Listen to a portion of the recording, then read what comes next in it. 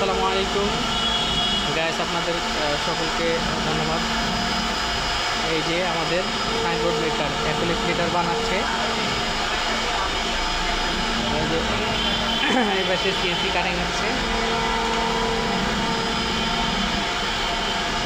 T-shirt advertising limited, the best signboard manufacturer, name plate, signboard, billboard, acrylic letter, SS letter আমরা তৈরি করে থাকি।